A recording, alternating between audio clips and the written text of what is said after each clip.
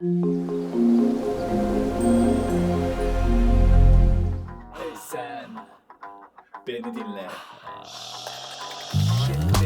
Üç kere beş kere beni bir kere test etmeden bırakmam. Aynı kaybolayıp beni al gelsin iPhone'unu unutma. Yollara düşmeden bize zor etmeden çakallara yem olma. Sonradan pişman olma. Vallahi billahi. Altın üstünü gerisi verisini incelemeden bırakmam. Başkası yapmadı hiç böyle tesiri şamattan kaçınmam. Yollara düşmeden bize zor etmeden çakallara yem olma. Sonradan pişman olma. iPhone'da yine geldi buraya. Testleri yapıp da soruları sormaya. Geride kalanları uyarmaya.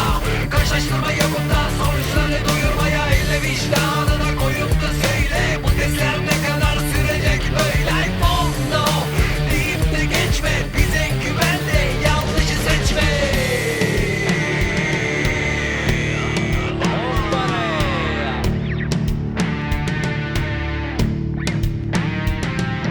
Gümbür Salları, yaldır yaldır gazları, sakin sakin açarız. baldır Küldür yapmayız, güldür akarız. zıngır Hıngır yapmayız, şıngır şungur kırmayız. Antin kuntin alan. Ya senle kutuları tek tek açalım.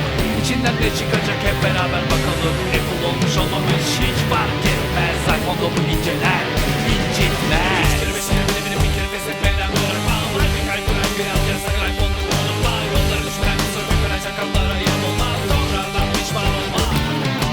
Altın üstü gerisi beysini incelemeden bırakma. Başkası yapmadı hiç böyle tesiri şamattan kaçınma. Yollara düşmeden bir soru bekleyen çakallara yem olma. Sonradan pişman olma.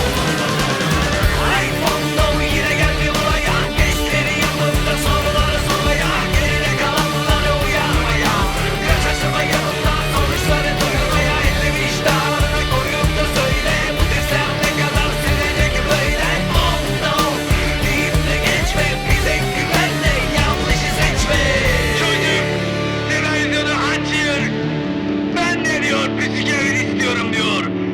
Benim niye bisküvitim yok diyor anne diyor.